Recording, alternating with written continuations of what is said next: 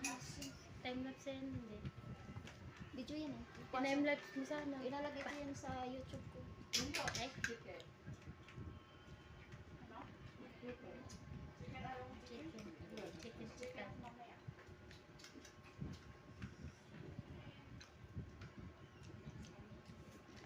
Hindi masyadong luto dito ba? Kapso.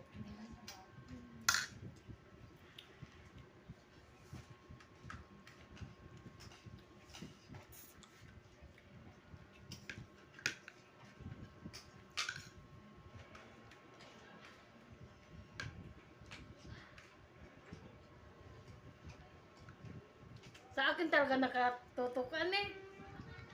Pwede naman yan. Nabibidyo siya. Upload ko yan mamaya.